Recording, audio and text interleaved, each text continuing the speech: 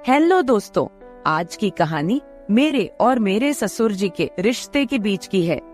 मेरा नाम कामिनी है और मेरी उम्र अभी 26 साल है। मैं काफी खूबसूरत हूँ। मैंने अपनी बॉडी को पूरा फिट रखा हुआ है क्योंकि मैं रोजाना एक्सरसाइज करती हूँ। मेरी शादी को 7 साल हो चुके हैं। मेरे मम्मी पापा ने गरीबी की वजह से मेरी शादी कम उम्र में ही एक अमीर लड़के से करवा दी, लेकिन वो लड़का अक्सर बीमार रहता था। उसके हार्ट में कोई प्रॉब्लम थी। मैं अपनी शादी से ज्यादा खुश नहीं थी, पर मेरे पति मुझसे बहुत ज्यादा प्यार करते थे। अब मेरी शादी को 2 साल हो चुके थे, लेकिन अभी तक कोई भी बच्चा नहीं हुआ था। हमारे घर में मैं, मेरे पति और ससुर जी थे। हम तीनों ही बहुत प्यार से रहते थे। मेरे ससुर जी की उम्र 45 से 50 साल की होगी, लेकिन वो काफी जवान दिखते हैं क्योंकि उन्होंने अपने शरीर को पूरा फिट रखा हुआ है। फिर एक दिन मेरे पति की तबीयत ज्यादा खराब हो गई और उनकी मृत्यु हो गई।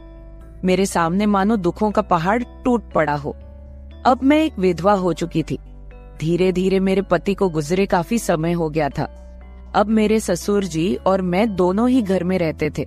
मैं बहुत ही उदास रहने लगी थी, लेकिन मेरे ससुर जी मुझे बहुत समझाते थे कि कामनी, अब जो होना था वो हो गया है, इतनी टेंशन मत लो, तुम भी बीमार हो जाओगी।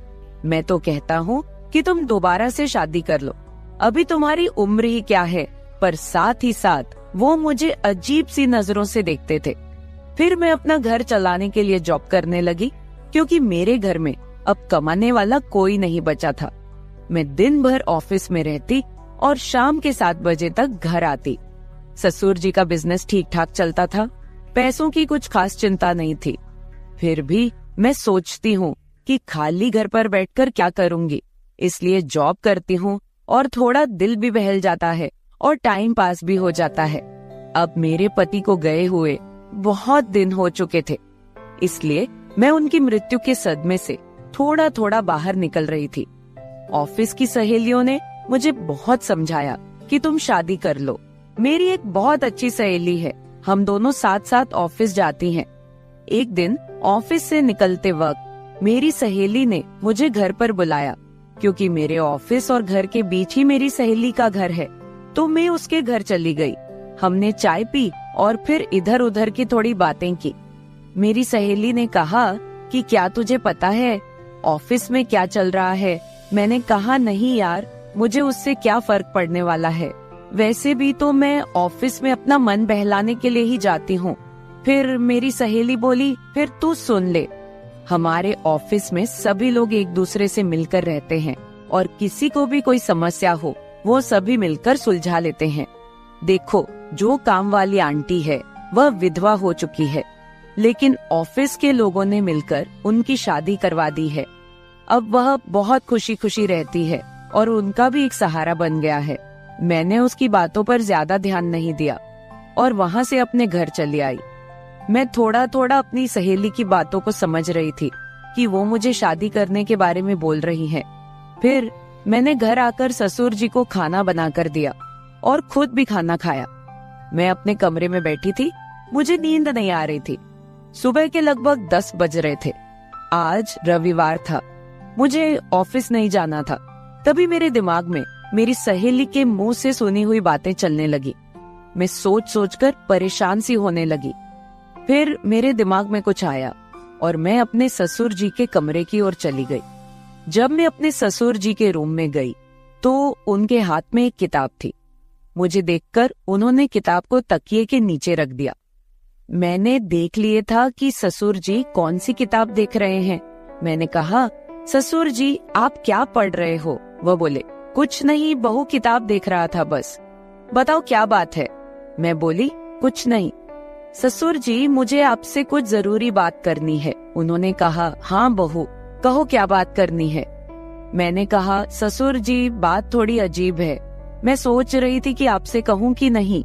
उन्होंने कहा, अरे पहले तुम बोलो तो सही, क्या बात है?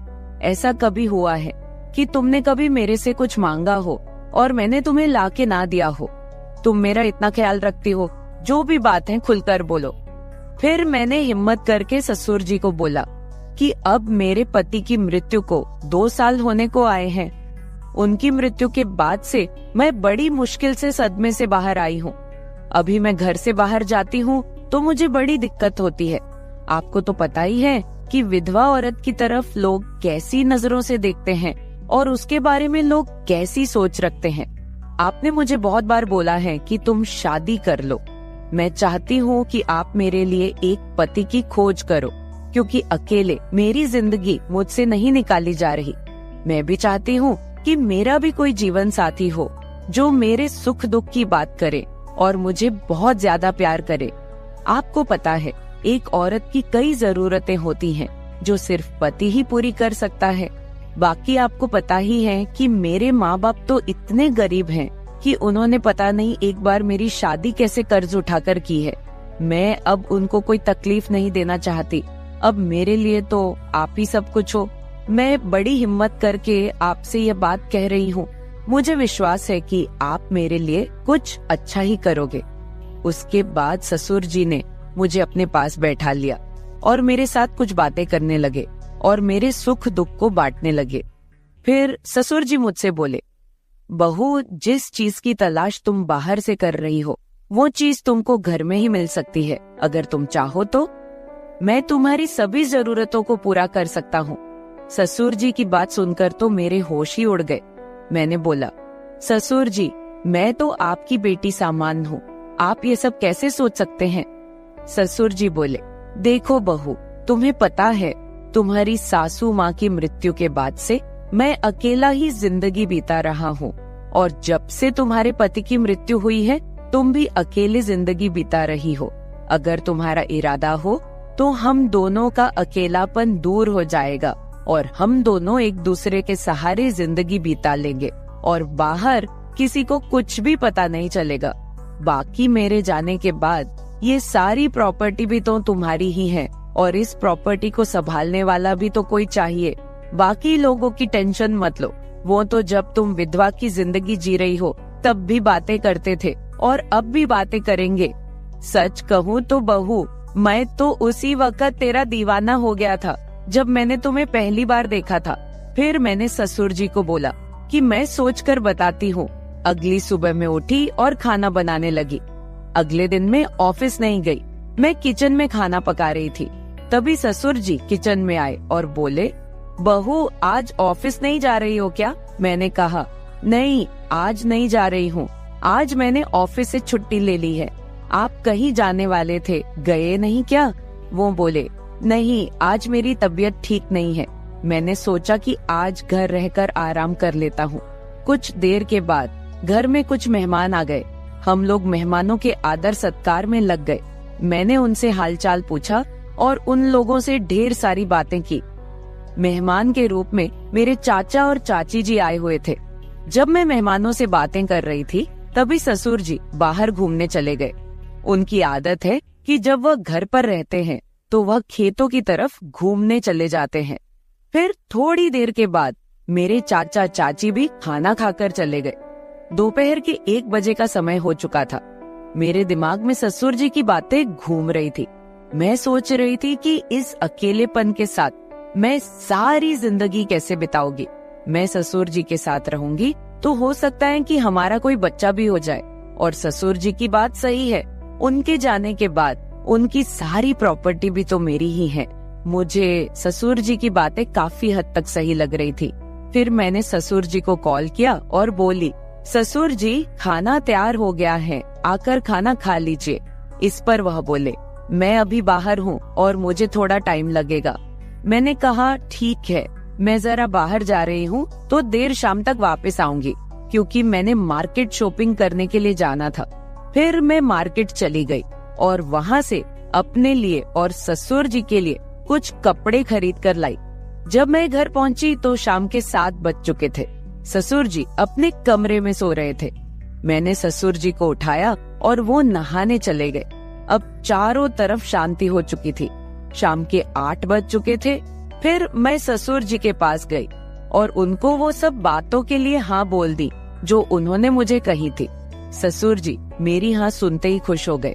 फिर मैं उनके साथ, उसके बाद तो आप समझ ही सकते हैं, जो होना था वो हो गया। मैंने ससुर जी को फिर से अपनी ख्वाहिश बताई और ससुर जी ने मेरी ख्वाहिश पूरी कर दी। हम दोनों ने 1 से 2 घंटे तक एक दूसरे से वो सब बातें की और सारा काम किया। इस तरह से हम दोनों ससुर बहू काफी खुशी खुशी पति पत्नी की तरह रहने लगे। अब मुझे किसी भी चीज की दिक्कत नहीं होती, क्योंकि अब मुझे कहीं भी जाना होता है तो मैं ससुर जी के साथ चली जाती हूँ और हम खूब एंजॉय करते हैं। कुछ दिन बीत जाने के बाद ससुर जी बोले, कामिनी, अब तुम मेरे बिजनेस के बारे में सारा कुछ समझ लो और खुद सारा बिजनेस संभाल लो। फिर मैंने जॉब छोड़कर ससुर जी का सारा बिजनेस खुद संभाल लिया। अब हम दोनों पति पत्नी के जैसे रहने लगे हैं। मैं ससुर जी की हर बात का ख्याल रखती हूँ और वो भी मेरी हर बात का ख्याल रखते हैं। कुछ देर के बाद हमारे घर बच्चा भी हो गया और हमारी जिंदगी काफी अच्छे से चल रही है, क्योंकि ससुर जी ने मेरी हर कमी को पूरा कर दिया है। हमें दुनिया की कोई परवाह नहीं है, कोई कुछ भी बोले, हम लोग अपने घर खुश हैं। तो मेरे प्यारे दोस्तों, अगर आप लोगों को मेरी ये कहानी पसंद आई हो तो चैनल को सब्सक्राइब जरूर कर ले और बेल नोटिफिकेशन ऑन कर ले। एक प्यारा सा कमेंट करके बताएं कि आपको मेरी स्टोरी कैसी लगी। कल मिलेंगे एक और वीडियो के साथ। धन्यवाद। मेरी बेटी ने मुझे अपने घर पर अपने मदद के लिए बुलाया था। जैसे ही मैं उसके घर पहुंची, दामाद ने मेरी स्वागत सत्कार शुरू कर दिया। एक बार तो आधी रात को दामाद अचानक मेरे कमरे में आया। मेरे बगल में आकर उसने मेरी चादर के ऊपर से हाथ फेरते हुए कहा, सासू माँ, आपकी बेटी अब बहुत थकी हुई है, अब वह पुरानी लगने लगी है, अब आप ही मुझे खुश रख सकेंगी। दामाद ने मुझे सांस लेने का भी समय नहीं दिया। वह रात से लेकर सुबह के 3 बजे तक लगातार। नमस्ते दोस्तों, आज की इस कहानी में आपका स्वागत है। मेरा नाम राधिका है और आज मैं आपको अपना और अपनी बेटी की कहानी सुनाने जा रही हूँ, तो दिल को थाम कर सुनिएगा। मेरी बेटी को उसके ऑफिस के काम से घर के कामों के लिए समय नहीं मिल रहा था। एक दिन उसका मुझे फोन आया और उसने कहा, माँ, मुझे घर के कामों में आपकी बहुत जरूरत है, कुछ दिन मेरे पास आओगी क्या? बेटी की चिंता में मैं तुरंत उसके घर चली गई। मुझे देखते ही बेटी से ज्यादा दामाद खुश हो गए। वे मेरी इतनी सेवा सत्कार क्यों कर रहे थे, ये मुझे समझ नहीं आ रहा था। लेकिन दामाद अचानक से बदल गए थे। मुझे देखते ही मेरी बेटी ने मुझे गले लगाया। उसके पीछे दामाद ने भी मुझे गले लगाया। इससे पहले उन्होंने कभी मुझे इस तरह से गले नहीं लगाया था। अचानक उनमें इतना बदलाव कैसे आ गया, ये मेरी समझ में नहीं आया। जब दामाद ने मुझे गले लगाया तो मुझे बहुत शर्म महसूस हुई। मेरी बेटी सरिता ने अपने पति के इस व्यवहार पर ध्यान भी नहीं दिया। जैसे ही मैं बेटी के घर पहुंची, उसने मुझसे कहा कि वह मेरे हाथों से बनी उसकी पसंदीदा सब्जी खाना चाहती है। आते ही मैं फ्रेश होकर बेटी के किचन में चली गई। उस रात दामाद और बेटी दोनों बड़े चाव से खाना खा रहे थे। खाना खत्म होते ही सरिता बोली, माँ, आज आपके हाथ का खाना खाकर बहुत अच्छा लगा। उसके कहने पर दामाद ने भी हामी भरते हुए कहा, मुझे तो ऐसा लग रहा है जैसे बहुत दिनों बाद पेट भरकर खाया हो। दामाद ने मेरी तारीफ किया तो सरिता ने अपने पति को गुस्से से देखना शुरू कर दिया।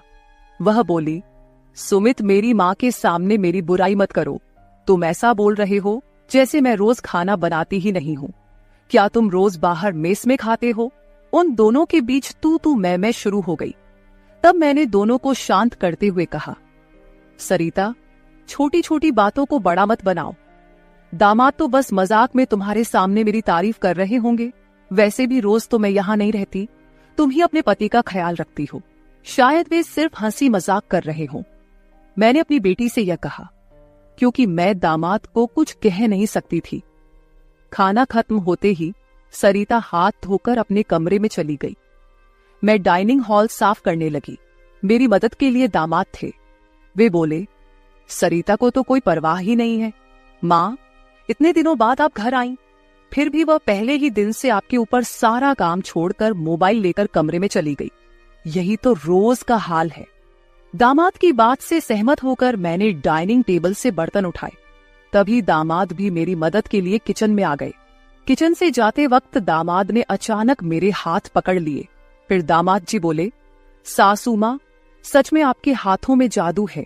आपके हाथ का खाना खाकर मन बहुत प्रसन्न हो गया। आगे भी मुझे आपके इस तरह के अलग अलग रूप देखने को मिलेंगे। मेरा न कोई साला है और न कोई साली। मेरे ससुराल में तो आप ही एक हैं। अब चाहे साला, साली और बहनोई की हंसी मजाक हो या सासू माँ की देखभाल, ये सभी रिश्ते आपको ही निभाने हैं। अब मैं आपको यहां से जल्दी जाने नहीं दूंगा। मुझे दामाद का प्यार समझ में आया, लेकिन इसके पीछे उनका क्या मकसद था, इस पर मैंने ज्यादा गहराई से सोचा नहीं था। इसी तरह कुछ दिन और बीत गए। मुझे बेटी के घर आए कुछ ही दिन हुए थे, तभी मैंने महसूस किया कि उन दोनों पति पत्नी के बीच कुछ ठीक नहीं था। लगातार 3 दिन से मुझे रात को उनकी बड़बड़ाहट और दामाद की आवाज उनके कमरे से सुनाई दे रही थी। वह बात प्रेम की तो बिल्कुल नहीं थी। उन दोनों के बीच कुछ गड़बड़ थी, ये मुझे साफ महसूस हो रहा था, क्योंकि जब से मैं वहां आई थी मैंने उन्हें कभी साथ में हंसते खेलते नहीं देखा था। एक दिन शाम को सरिता ऑफिस से जल्दी घर आ गई। उसे घर पर देख मैं 2 कप कॉफी लेकर उसके कमरे में चली गई। मुझे उससे थोड़ी बात करनी थी। कॉफी का बहाना लेकर मैं उसके कमरे में गई। मैंने उसके हाथ में कॉफी का कप दिया, लेकिन वह मुझसे बात करने के बजाय मोबाइल में व्यस्त थी। तब मैंने उसका मोबाइल खींचते हुए बोली, सरिता, क्या मुझे यहाँ बुलाने का मकसद यही है कि मैं तुझे मोबाइल खेलते हुए देखूं? मैं आई हूं और तू मुझसे 2 मिनट भी बैठकर बात नहीं कर रही। अरे 2 शब्द मां से तो बोल, और अगर तुझे बात नहीं करनी तो मुझे तुझसे बात करनी है। जैसे ही मैंने उसका मोबाइल छीन लिया, उसका ध्यान मेरी ओर हो गया। वह बोली, बोलो मां, तुम्हें मुझसे क्या इतना जरूरी बात करनी है? तब मैंने उससे कहा, सरिता, तू खुद को इतनी कूल दिखाती है, क्या सच में तू वैसी ही है? क्या सच में तुम्हारे घर का माहौल इतना कूल है? मेरी बातों पर सरिता के चेहरे पर एक सवालिया निशान उभर आया। वह बोली, मां, तुम क्या बोल रही हो? मुझे तो कुछ समझ में नहीं आ रहा। जो बोलना है सीधे बोलो। अब तुम टीचर नहीं हो और ना मैं तुम्हारी स्टूडेंट, जो तुम मुझसे इतने सख्ती से बात कर रही हो। सरिता के कंधे पर हाथ रखकर मैंने उससे कहा, अरे पिछले 3 दिनों से रात को मुझे तुम्हारे कमरे से तुम दोनों की बड़बड़ाहट सुनाई दे रही है। क्या तुम दोनों के बीच सब कुछ ठीक है? अभी तुम्हें बच्चा भी होना है। अभी से ही तुम्हारे बीच अनबन शुरू हो गई है। अभी तो तुम्हें साथ में पूरा जीवन बिताना है। ये सही तरीका नहीं है। मेरी बातों का जवाब देते हुए सरिता बोली, मां, मुझसे कहने के बजाय समीर से कहो, क्योंकि हमेशा वही झगड़ा शुरू करता है। उस दिन भी देखा ना, कैसे वह खाने की टेबल पर मुझे कुछ भी बोल रहा था। फिर वह बोली, मां, अब तुम ही बताओ, मैं ऑफिस में भी थक जाती हूँ। ऊपर से घंटों ट्रैफिक में फंसकर घर आना पड़ता है। अब 3 दिन से तुम घर आई हो तो मुझे थोड़ी राहत मिली है, नहीं तो रोटियां बेलते वक्त भी मेरी आंख लग जाती थी।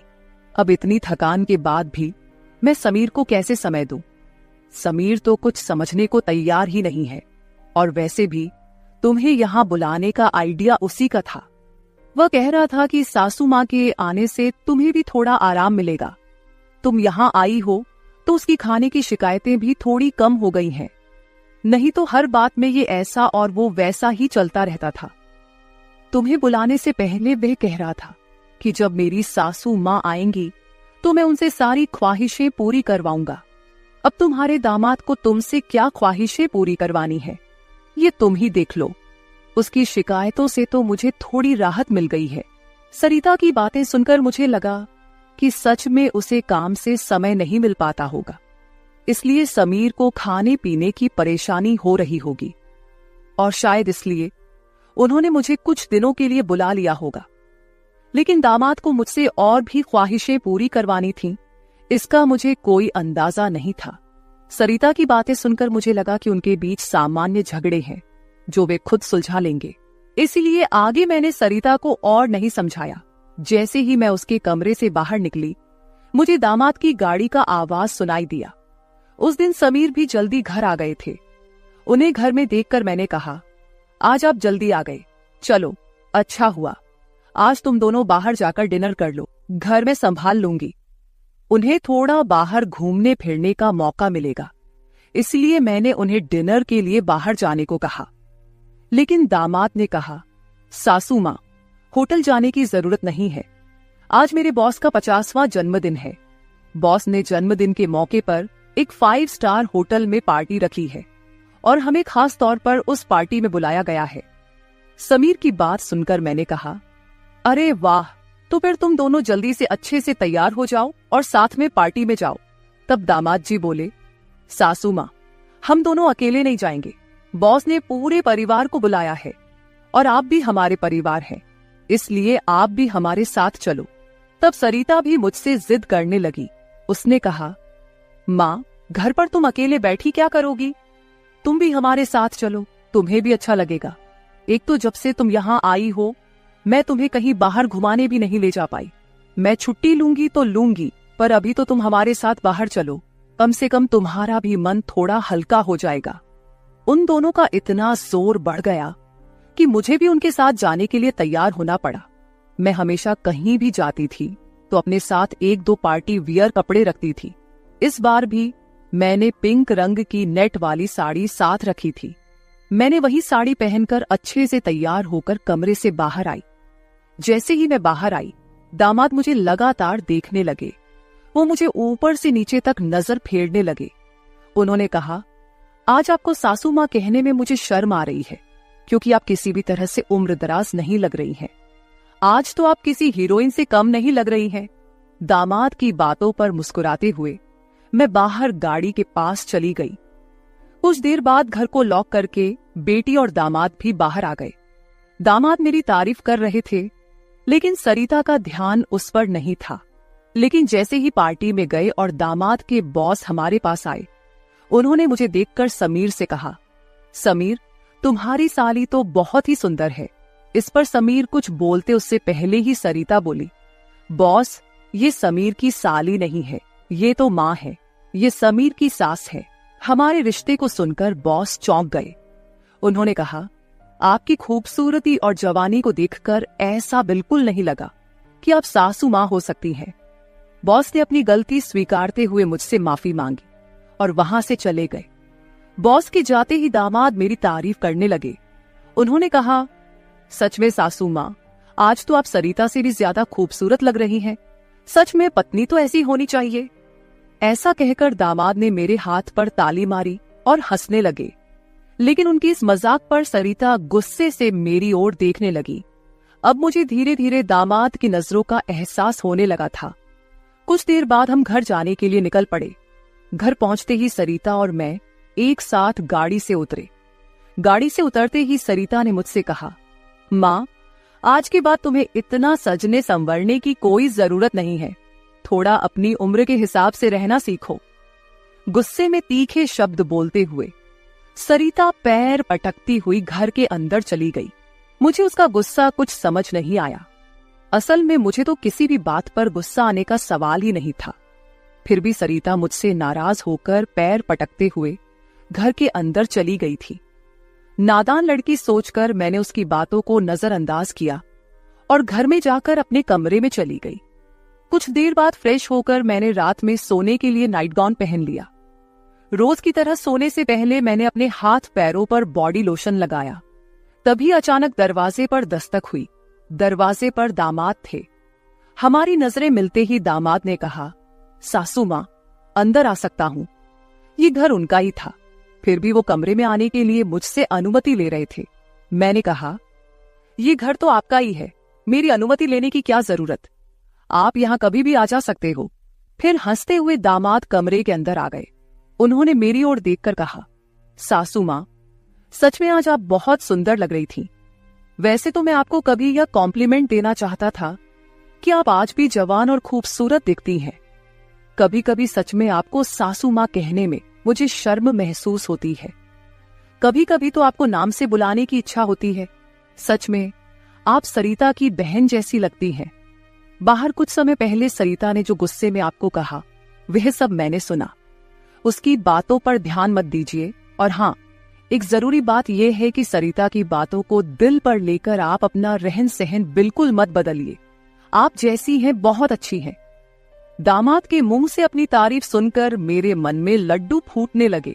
अगर 45 साल की किसी महिला की तुलना 21 साल की जवान लड़की से की जा रही हो तो जाहिर है वह महिला खुश होगी ही। उस समय मेरे साथ भी वैसा ही हुआ था। दामाद की प्रशंसा पर मैं शर्मा गई थी। उस दिन के बाद दामाद की हदें बढ़ने लगी। 4 दिन बाद मुझे अपनी बेटी के कमरे से उनकी बहस की आवाजें सुनाई दी। मैं अपने कमरे से बाहर झांकते हुए वह सब सुन रही थी। तभी दामाद कमरे से बाहर आते दिखे। दामाद को बाहर आते देख मैं जल्दी से अपने कमरे में चली गई। मैं कमरे की लाइट बंद करने ही वाली थी कि समीर मेरे कमरे में आ गया। वो काफी गुस्से में लग रहा था। मैंने उसे एक गिलास पानी दिया और पूछा, सब ठीक तो है ना? इस पर दामाद बोले, सासू माँ, आपकी बेटी और आप में कितना फर्क है। शादी के बाद पति से कैसा व्यवहार करना चाहिए, उसे कैसे खुश रखना चाहिए, आपने सरिता को कुछ भी नहीं सिखाया। जब भी मैं उसके पास जाता हूँ वह मुझसे एक ही बात कहती है कि मैं बहुत थक गई हूँ। आपकी बेटी अब पूरी तरह बूढ़ी दिखने लगी है, उसके सामने आप जवान लगती हैं। कहाँ आपकी जवानी और कहाँ सरिता की समय से पहले आई बुढ़ापा। मैंने शांत रहकर समीर की सारी बातें चुपचाप सुनी।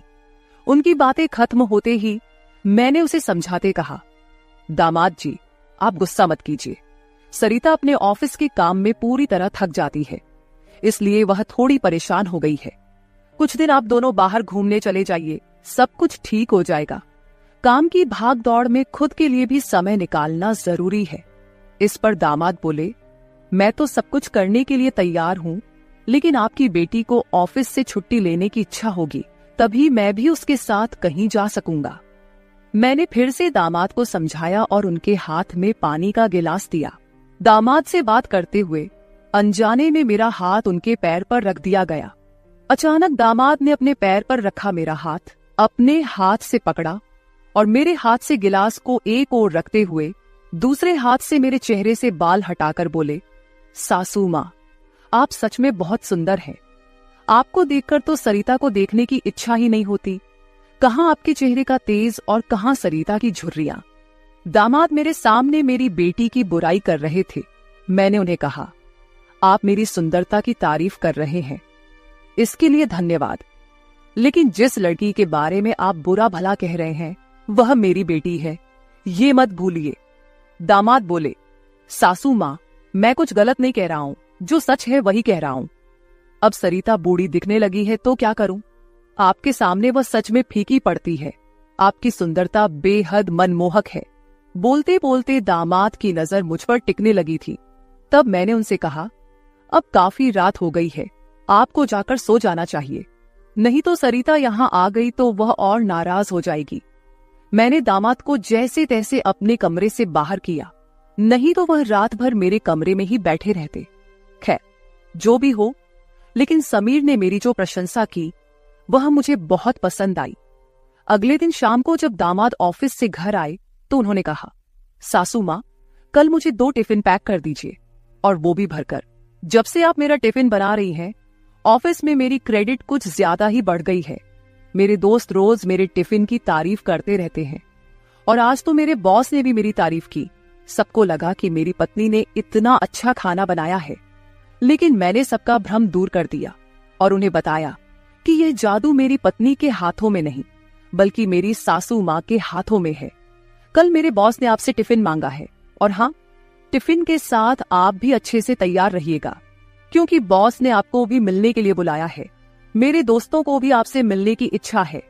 दामाद मेरी तारीफों के पुल बांध रहे थे, तभी सरिता वहीं बैठी थी।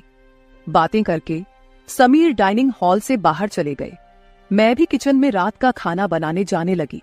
तभी सरिता ने कहा, माँ, तुम्हें अपने दामाद के सामने ज्यादा कूल बनने की कोशिश नहीं करनी चाहिए। मैंने तुम्हें उसी दिन समझाया था कि तुम्हें अपनी उम्र के हिसाब से रहना चाहिए। अब ना तुम नौकरी करती हो, ना पापा है, तो तुम्हें इन सब नखरों की क्या जरूरत है। कल तुम समीर के ऑफिस जा ही रही हो तो एकदम साधारण और सादगी से जाओ। मुझे तुम्हारा यह टाप टिप रहना बिल्कुल अच्छा नहीं लगता। मेरी अपनी बेटी मुझ पर हुक्म चलाने लगी थी। उस समय मुझे सरिता की बातों पर बहुत गुस्सा आया। मैंने उससे कहा, सरिता, उस दिन मैंने तुम्हें बच्चा समझकर कोई जवाब नहीं दिया। लेकिन अब तुम्हारी हिम्मत बढ़ती जा रही है। याद रखना, मैं तुम्हारी मां हूं, ये मत भूलना। मुझसे बात करते समय अपनी जुबान का ख्याल रखो। एक बात तो तुम्हें भी अच्छे से पता है कि मुझे हमेशा से टाप-टिप रहने की आदत है। मैं अपनी आदत किसी के कहने से नहीं बदलूंगी। इंसान जितना अच्छा रहता है उतना ही फ्रेश दिखता है, यही मेरा मानना है। तुम चाहे कुछ भी कहो, मैं अपनी रहन सहन नहीं बदलने वाली। अगर किसी को बदलना है तो तुम खुद को बदलो, अपना चिड़चिड़ा स्वभाव बदलो। कभी कभी तो मुझे लगता है कि तुम मेरी ही बेटी हो या नहीं। उस दिन पहली बार मैं अपनी बेटी से इतने गुस्से में बात कर रही थी। इससे पहले सरिता ने भी कभी मुझसे इतने कटु शब्दों में बात नहीं की थी। इसलिए उससे गुस्सा होकर मैं किचन में चली गई। उस रात खाना खाते समय भी मैंने किसी से बात नहीं की। अगले दिन दोपहर के 1 बजे के बाद मुझे मेरे दामाद का फोन आया तो मैं तैयार होकर उनके ऑफिस जाने के लिए निकली। शाम को मैं और समीर साथ ही घर लौटे। मुझे और समीर को साथ देखकर सरिता और भी ज्यादा नाराज हो रही थी। अब मुझे उसकी नाराजगी से कोई फर्क नहीं पड़ता था। वो तो अपने पति को भी खुश नहीं रख पाई थी। मैंने भी अब उससे किसी तरह की कोई उम्मीद नहीं रखी थी। लेकिन इधर मेरे दामाद अब मुझसे बहुत अच्छे से पेश आने लगे थे। हर 2-3 दिन में वो मुझसे कहते कि उनके ऑफिस में उनके दोस्तों ने या कभी उनके बॉस ने मुझसे मिलने के लिए बुलाया है। उस दिन भी सुबह नाश्ता करते समय दामाद ने मुझसे कहा, सासू माँ, घर के सारे काम जल्दी निपटा लीजिए क्योंकि आज भी आपको ऑफिस जाना है। मैंने उनकी बात पर सहमति जताई। जैसे ही समीर ऑफिस के लिए निकले, सरिता ने मुझे घेर लिया। उसने कहा, माँ, मैं कुछ दिनों से देख रही हूँ रोज तुम अपने दामाद के ऑफिस जा रही हो, शाम को उनके साथ हंसती खेलती घर लौटती हो। अब भी तुम दोनों में सास दामाद का रिश्ता बरकरार है या फिर सीमाएं पार हो गई हैं? उस समय सरिता कुछ ज्यादा ही बोल गई थी। मैंने उस पर जोर से चिल्लाई, फिर भी उसे कोई फर्क नहीं पड़ा। उसने कहा, मुझ पर चिल्लाने की बजाय एक बार यह सोचो कि तुम्हारा और तुम्हारे दामाद का रिश्ता किस मोड़ पर जा रहा है। अगर मेरी बात समझ में नहीं आई तो तुम यहां से जा सकती हो। उसकी बातें सुनकर मेरी आंखों से आंसू बहने लगे। मेरे आंसुओं की परवाह किए बिना सरिता ऑफिस चली गई। उसके बाद 5 घंटे बीत गए, लेकिन मैं अपने कमरे में बैठी आंसू बहाती रही। समीर के लगातार फोन आ रहे थे, लेकिन मैंने फोन उठाने से इनकार कर दिया। 5 घंटे बाद मैंने खुद को संभाला और अपना बैग पैक करने लगी। जैसे ही मैं सरिता के घर से निकलने लगी, दरवाजा खोलते ही मैंने देखा कि बाहर मेरा दामाद गाड़ी पार्क कर रहा था। मुझे अचानक जाता देख उन्होंने मेरा हाथ पकड़ा और सीधे घर के अंदर ले आए। कमरे में पहुंचते ही समीर ने मेरा बैग खाली कर दिया। वह बोले, सासू मां, ये क्या हो रहा है? आप बिना कुछ कहे यहां से क्यों जा रही हैं? मैंने उन्हें सरिता की बात कुछ नहीं बताई। मैंने कहा, मेरे कारण शायद आपके रिश्ते में दूरियां आ रही हैं। अब मुझे भी यहां आए काफी दिन हो गए हैं। मैं अपनी बेटी का घर नहीं तोड़ना चाहती। आप अपने जीवन में खुश रहिए, अब मुझे यहां से जाना चाहिए। मैं फिर से अपना बैग पैक करने लगी। तभी दामाद ने मुझे अपनी ओर घुमाए। फिर मेरे कंधे पर हाथ रखकर उन्होंने कहा, सासू मां, जरूर सरिता ने आपको कुछ बुरा भला कहा होगा। मैंने आपको पहले ही समझाया था कि उसकी बातों पर ध्यान न दे। वह मूर्ख है, उसे खुद को संभालना नहीं आता। मुझे तो लगता कि आपकी बेटी आपसे जलने लगी है। जो लोग जलते हैं वे दुआ नहीं देते, इसलिए आपको भी बेफिक्र होकर ठाठ से रहना चाहिए। समीर मुझे हंसाने की कोशिश करने लगे। मेरी आंखों में आंसू देखकर उन्होंने मेरे आंसू पोंछे और कहा, किसी की बातों से इतना हताश मत होइए, मैं आपके साथ हूं। उनके बोलने में एक अलग ही प्यार था। उस दिन के बाद से रोज रात को जब सरिता सो जाती, समीर मेरे कमरे में आने लगे। अब उनका मेरे कमरे में आना मुझे खटकता भी नहीं था, क्योंकि हमारा रिश्ता एक अलग ही मोड़ पर जाने लगा था। अब समीर मेरे सिर्फ दामाद नहीं रहे। 4-5 दिन से समीर मेरे कमरे में आ रहे थे। कुछ दिन बाद अचानक मेरे मन में ख्याल आया कि अगर सरिता को यह सब पता चल गया तो, इसलिए मैं समीर के सामने यह सवाल रखी। मैंने कहा, समीर, तुम रोज रात को सरिता की नजरों से छुपकर मेरे कमरे में आते हो, लेकिन क्या तुम पक्का करते हो कि वह गहरी नींद में होती है? अगर तुम्हारी लापरवाही के कारण सरिता अचानक मेरे कमरे में आ गई और उसने ये सब देख लिया तो क्या होगा? इस पर समीर ने कहा, सासू माँ, कभी न कभी हमें इस स्थिति का सामना करना ही होगा। जो काम मेरी पत्नी को करना चाहिए था वो आपने किया, इसमें आपकी क्या गलती है? उसे वक्त रहते सब कुछ समझना चाहिए था। अब वक्त उसके हाथ से निकल गया है। आप ज्यादा चिंता मत कीजिए, नहीं तो आपके चेहरे पर भी झुर्रियां आने लगेंगी। आप चिंता मत करें, बस सरिता के सामने इस रिश्ते को स्वीकार करने का साहस रखिए। हम दोनों बात कर ही रहे थे कि अचानक सरिता कमरे में आ गई। मैंने उसका नाम लिया ही था कि वह वहां मौजूद हो गई थी। हम दोनों सास और दामाद एक दूसरे को देखने लगे। सरिता तो हमें साथ देखकर हमारी ओर बस देखती ही रह गई थी। उसने कहा, मुझे तुम दोनों पर पहले ही शक हो गया था। समीर, तुम्हें क्या लगा कि तुम रोज रात को मुझे चकमा देकर जाते हो और मुझे इसका बिल्कुल पता नहीं चलता? मैं तो बस मौके का इंतजार कर रही थी, क्योंकि मुझे तुम दोनों को रंगे हाथ पकड़ना था। अब तो मैंने तुम्हारी सारी बातें रिकॉर्ड कर ली हैं और तुम्हें इस हालत में भी देख लिया है। सरिता बोल ही रही थी कि तभी समीर का फोन बजा। उसने मेरा हाथ छोड़ दिया और कमरे से बाहर चला गया। थोड़ी देर पहले जब वह मुझे समझा रहा था तो उसने मेरा हाथ पकड़ रखा था। कुछ ही मिनटों बाद वह एक शख्स को लेकर कमरे में वापस आया। वह तीसरा शख्स और कोई नहीं बल्कि समीर का बॉस था। उसे आधी रात को घर में देखकर सरिता चौंक गई। उसने बॉस की ओर देखकर कहा, आप इस समय यहां कैसे? बॉस आश्चर्यचकित होकर सरिता को देख रहे थे। तब सरिता बोली, आप यहां क्यों आए हैं ये तो मुझे नहीं पता, पर मुझे अब एक गवाह मिल गया है। वह बॉस के सामने मेरे और मेरे दामाद के रिश्ते के बारे में बकवास करने लगी। तभी समीर के बॉस यानी रघुवीर जी सरिता की ओर देखकर बोले, सरिता, तुम यह क्या बकवास कर रही हो? तुम्हें पता है तुम अपनी माँ और अपने पति के बारे में क्या कह रही हो? अब तो सरिता और भी ज्यादा बकवास करने लगी। तभी समीर उस पर चिल्लाया। उसने कहा, मैं अभी तक सब सुन रहा था। मुझे पता था कि तुम समझदार नहीं हो, इसलिए मैंने तुम्हें कुछ नहीं बताया, लेकिन अब तुम बॉस के सामने कुछ भी बकवास करने लगी हो। शायद अब तुम्हें सच बताने का समय आ गया है। मैं समीर को शांत रहने के लिए कह रही थी, लेकिन उसने मेरी एक न सुनी। वह बोला, माँ, अब और कितने दिन आप यह सब बातें छुपा कर रखेंगी? इस तरह मन मारकर जीवन को सुखमय नहीं बनाया जा सकता। जीना है तो खुले दिल से जियो। आपको किसी से डरने की जरूरत नहीं है, क्योंकि आपने कोई अपराध नहीं किया। समीर ने सरिता से कहा, सरिता, पिछले कुछ दिनों से मैं इस कमरे में आ रहा हूं, ये सच है, लेकिन मैं इस कमरे में क्यों आ रहा था इसका कारण वो नहीं है जो तुम सोच रही हो। इसका असली कारण कुछ और ही है। मैं यहां इसलिए आता था ताकि अपने बॉस को तुम्हारी माँ के कमरे में सुरक्षित छोड़ सकूं। मैं तुम्हारी माँ के साथ नहीं बल्कि मेरे बॉस होते थे। जिस दिन हम बॉस के जन्मदिन की पार्टी में गए थे, उस रात जब हम पार्टी से घर लौटे थे तो मैंने तुम्हारी माँ को उनके कमरे में रोते हुए देखा था। उसी रात बॉस ने मुझसे तुम्हारी माँ का फोन नंबर भी लिया था। उस रात बॉस बार बार तुम्हारी माँ को फोन कर रहे थे। उस रात जब मैं अचानक तुम्हारी माँ के कमरे में गया तो मैंने उनके फोन में बॉस के कई मिस्ड कॉल देखे। अगले दिन मैंने बॉस से इस बारे में पूछा, तभी मुझे सच्चाई पता चली। एक समय था जब तुम्हारी माँ और बॉस एक ही कॉलेज में पढ़ते थे। इतना ही नहीं, उन दोनों के बीच प्यार भी था, लेकिन घर वालों के दबाव के कारण वे अपना जीवन एक साथ नहीं बिता सके। पर किस्मत ने 30 साल बाद उन्हें एक बार फिर से आमने सामने खड़ा कर दिया।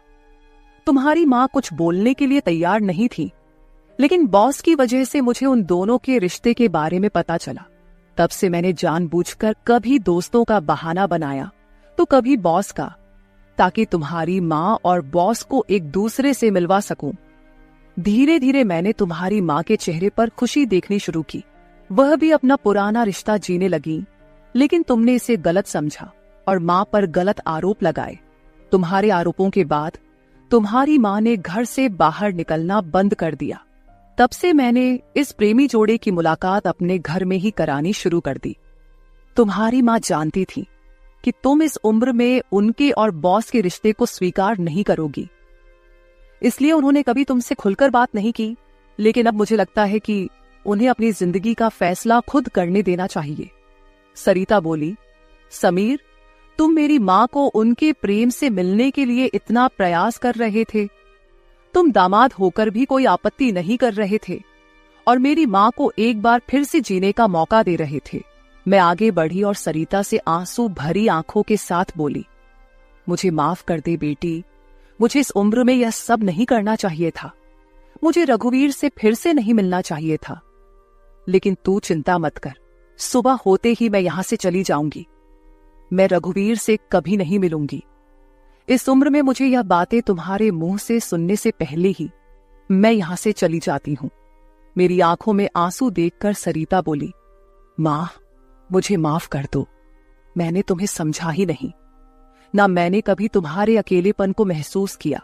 अब वो समय तो बीत गया, पर अगर तुम मेरे लिए जी सकती हो तो फिर मैं तुम्हारी खुशी में क्यों नहीं शामिल हो सकती। तुम्हारे समय में दादा ने तुम्हारी शादी नहीं होने दी होगी, लेकिन अब मैं उनके नक्शे कदम पर नहीं चलूंगी। मैं तुम्हें और बॉस को आपके आगे के जीवन के लिए ढेर सारी शुभकामनाएं देती हूं। बॉस मुझे मेरे पिता के रूप में स्वीकार है। बेटी की सहमति सुनकर मेरी आंखों में आंसू भर आए। रघुवीर भी मेरी तरह ही अपने जीवन में अकेले थे। अगले 3 दिनों के भीतर मेरी और रघुवीर की रजिस्टर्ड मैरिज मेरी बेटी और दामाद की मौजूदगी में हो गई। शायद ये पहली बार हुआ होगा कि एक बेटी ने अपनी मां की विदाई की थी। मेरी विदाई के समय मैंने सरिता को एक सीख दी। मैंने उससे कहा, सरिता, पैसा सब कुछ नहीं होता, इसीलिए हमेशा पैसे के पीछे भागना छोड़कर कभी अपने परिवार पर भी ध्यान देना चाहिए। कर्तव्यों से भागकर ना तो जीवन पूरा होता है, ना ही खुशियां मिलती हैं। अब समय आ गया है कि तुम अपनी जिम्मेदारियों पर ध्यान दो। सरिता ने मुझसे वादा किया कि आगे से वो अपने घर की जिम्मेदारियों को निभाने में पीछे नहीं हटेगी। मेरी विदाई होते ही सरिता ने पूरे 20 दिनों की छुट्टी ली। शादी के 2 साल बाद मेरी बेटी और दामाद एक बार फिर हनीमून पर गए। तो दोस्तों, शादी और प्यार की कोई उम्र नहीं होती। जहां दिल मिलते हैं वहीं रिश्ते भी अपने आप बन जाते हैं। बस जरूरत होती है एक दूसरे को समझने की। तो मेरे प्यारे दोस्तों, यह थी हमारी आज की छोटी सी कहानी। आपको ये कहानी कैसी लगी कमेंट करके जरूर बताएं। अगर आप ऐसी ही और भी इंटरेस्टिंग और रोमांटिक कहानियां सुनना चाहते हो तो चैनल को सब्सक्राइब जरूर कर ले और बेल आइकॉन ऑन कर ले, ताकि आपको मेरी आने वाली नई वीडियो की सूचना तुरंत मिल सके। कल मिलेंगे एक और नई कहानी के साथ। धन्यवाद।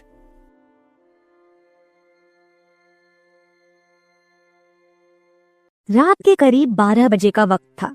गर्मियों की रातें थीं और मैं अपने कमरे में सो रही थी। अचानक मेरे कमरे के दरवाजे पर दस्तक हुई। पहले तो मैं थोड़ा डर गई, लेकिन फिर सोचा शायद मेरा भाई ही होगा, क्योंकि घर में मेरे और भाई के अलावा कोई और नहीं था। मैंने उठकर दरवाजे की ओर कदम बढ़ाए। दरवाजा खोलते ही मैंने बाहर झांका, लेकिन वहां कोई नहीं था।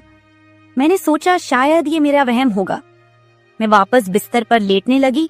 अचानक दरवाजे पर फिर से पहले से भी ज्यादा जोर की दस्तक हुई। मैंने कांपती हुई आवाज में पूछा, कौन है?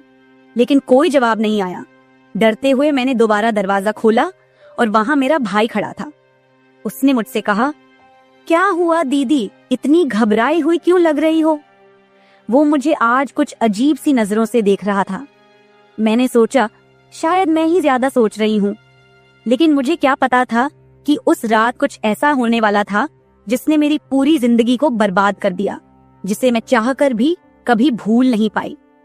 अब मैं आपको अपनी जिंदगी का वो सच बताने जा रही हूँ जिसे मैंने आज तक सबसे छुपा कर रखा था। यह सच ऐसा है जो मेरी हर रात की नींद और हर दिन का सुकून छीन ले गया। इसे सुनने के बाद शायद आपकी रूह कांप उठेगी। दोस्तों, कहानी सुनने से पहले दिल थाम कर बैठिएगा, क्योंकि कहानी बहुत ही खतरनाक होने वाली है। अगर चैनल पर पहली बार आए हैं तो चैनल को सब्सक्राइब जरूर कर लीजिएगा। तो चलिए कहानी शुरू करते हैं। मेरी उम्र 20 साल हो चुकी थी और मैंने नया नया जवानी की दहलीज पर कदम रखा था। मैं कॉलेज में 2nd ईयर की पढ़ाई कर रही थी। उन दिनों गर्मी का मौसम था और हमें कॉलेज से छुट्टियां मिल गई थीं। रोज की तरह आज भी पूरे घर की सफाई करने के बाद मैं अपने बिस्तर पर आराम कर रही थी। थकान से चूर होकर ऐसा लग रहा था जैसे पूरा बदन अकड़ गया हो। मैं अपने बिस्तर पर लेटकर सुकून पाने की कोशिश कर रही थी और हाथों से अपने सिर की मसाज कर रही थी।